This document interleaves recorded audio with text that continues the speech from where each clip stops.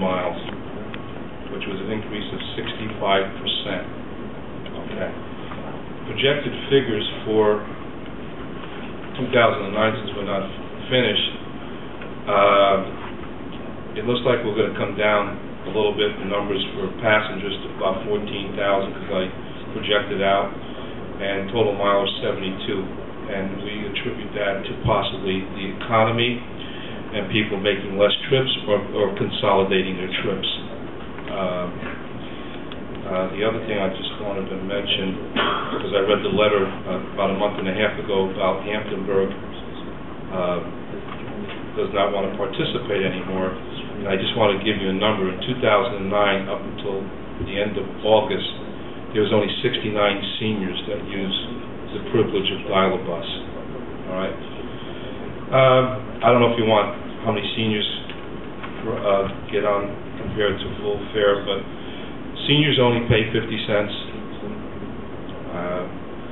Anybody other than seniors pay $1. It's by appointment. We will take them to the doctors. We will take them to the supermarket, and it is a great service to the community. And we had a meeting a few weeks ago. Me, Doug, Michelle from Dial-A-Bus, with Steve Newhouse from Chester and their clerk. And I think they were quite surprised to hear the figures that were presented to them, and also the great service that we give the community of Chester and Goshen. And I think they actually saw how little it really costs, because 90% of it is handled by a combination of the county and the state, and we pick up the other 10%. So that is a small cost. And we split the 10% now with Chester, which is only 5%, for the amount of 14,000 passengers to get to the service. So I just want to thank Michelle for the great job she does there. So if you want a copy of this, I have a copy of this. All right, so that's Dial-A-Bus. As far as Highway Department, just a little announcement. As you know, Doug mentioned at the last meeting about the possible grant that we're still waiting for Jessup Switch Road. I just want to let you know that Highway went out there, did some preliminary work already with some piping, some drainage, culverts. The reason for that is that we want the most blacktop we can get to spread on the road rather than giving it to the outside contractor, because we know that's going to probably cost us 3 times the amount. So that part we did ourselves. Okay. Conklin Town Road is fully completed, repaved. And the other last thing I have as far as the park, Salesian Park, since it was brought up last month about the facilities, both highway departments, both the village and the town, have talked to one another, and if they go forward with this, both Mike and Steve have collectively said they will take care of hooking up the sewer. Okay, that's all I have. Thank you, Lou. Ken? First of all, I mentioned Monday, but I'll repeat. We did, Doug did that, says I set up the assessor with the possibility of the revow that we were contemplating for the town of Goshen. We'll find out how the resolution passes. But with the state representatives and the county representatives, they said we're in great shape. And with our statistics, they think we can do this very quickly. They made some recommendations, but I think Joanne's very comfortable. We have a great cooperation between the county and the state on this one, so we're thrilled with that one. And second, I'm very happy to announce, especially for people in Stonehenge, I've been out there this afternoon, A+ Sewer is installing the new pump on the well. So the well's been drilled, the pump is in, the lines, new lines are being put in as we speak, and I talked to Tony Lapsnero, the owner, and he anticipates very quick completion of that job. So we're in great shape there, and it's been a long, long time. I know the health department's been hollering, no backup well, but it will be a great asset to the people in Stonehenge. So that's it.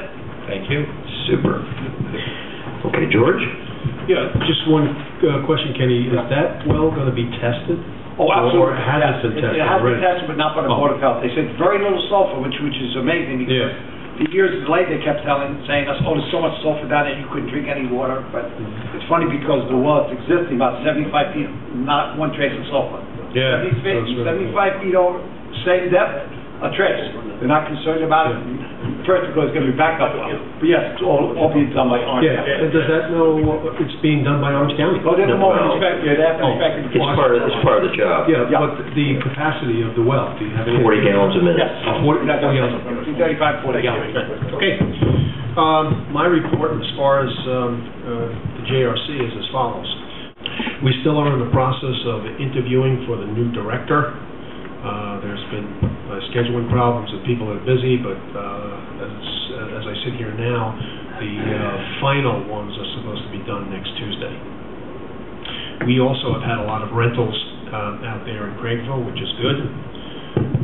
Question to the board. The JRC would like to come before the town board to address the issues of the budget, the cutbacks that are going to potentially take place. I guess there's two options. One is the 12th, which is the public hearing, and/or would you like to have them, like, say, at the next work session before that? Well, next work session, I guess, because we need the input before we put the final thing to get to bed, so sure, next one. Okay, so next work session, I'll tell them to come. Yeah. Who's all coming? Well, who's coming? Yeah. Well, I can't tell you exactly who's going to be available, but I know Trish Sherlock, Kevin Armistead, probably. I mean, are they just the directors or the whole Goshen recreational staff? Oh, no, it's a few people. Oh, okay. Yeah, it's a few Well, people. you know what, I think that, well, they can come to that meeting, but that, to me, we need to be sitting down in my office or Bill's office. I mean, if there's some specific thing that they have a problem with. The fact is, we don't have the money. And how do we best spend the money? So if we can work it out, like all the other department heads who come in, but whatever. Well, then I'll offer that as the first option. Well, that's the first option, To just have, possibly I'll come down, Yeah, meet sure. with Doug and whoever wants to come to George, the and that would JRC. be status quo, because that's how everybody else does it. And then, Yeah. and then report, and then, sure. of course, And they then- could always come at the public hearing. Oh, absolutely. Absolutely. Sure. Right, okay. Okay, I met with Mike Nozelis today in reference to that drainage issue that we were talking about. Steve Andershak and Mike Nozelis and, out of Craigville when we went out there to do that visitation. But I guess Mike is trying to get in touch with Kevin, and there hasn't been too much going on. So that's still a possibility, but it's kind of not going anywhere yet. And so, I mean, I guess potentially what we have here is the village and the town and the JRC working together here to improve that drainage issue on the back. Which one is that, the one in the back? The back left-hand side, where it comes out and it affects that ball field, the castle ball field. But I think, didn't we talk back, we want to know own the property leading down? Yes, to correct. it? I mean, someone said that the ledge as you go up there is actually private property. Right. So, I mean, that's one of the issues that has to be addressed before we do anything. Absolutely. But that hasn't been, that, before any digging or anything goes on, naturally has to take place. But, that's part of the discussion that's going to Okay, go on. I just. No, I know, I've Because said. Kenny brought it up. I know one part, but No, I've- anything like that, and it comes down to Mr. Zareski and those people. Right, and I've said that to JRC Yes. and to Mike and to everyone already, so everybody should be aware of that. And that's it, Doug. Okay, thank you. Bill? I know we're working on the budget. One of the departments that can contribute the most to reducing our tax burden at this particular time is our police department. And we have had 3 meetings with our police chief. Doug had a meeting with him one-on-one. I had a meeting with him one-on-one. And then Doug and I both met with him on Monday. There were a number of items that he suggested or listed that could net us $150,000. Unfortunately, some of those items would have been union contract items, which would have landed us in arbitration or in court. So that didn't work. However, the conversation went, listen, you need to come back with additional areas. We gave him some suggestions, but once again, made sure that he understood that it was his department and he was in control, and whatever he submitted to us would have to come from him as a result of running the department. So, that being said, and that's how it was left on Monday, he did resubmit a new list, and I just got it today. I talked to Bill and had changed a number of the items. Now, on the new list, I'm not sure yet if any of them impact any of our union contracts or negotiations. I don't think so. I just looked at it briefly. But at this point, we're up to 124,000 and not the 150 yet that we asked for. So I will review the list, and I'm sure Doug and I will review the list together, and then we'll counsel with the chief, and we're going to get there. So pretty much that's it. The chief was very cooperative.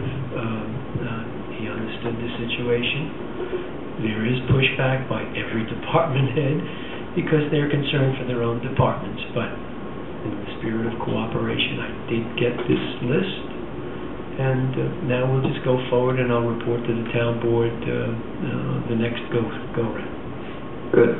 Thank you.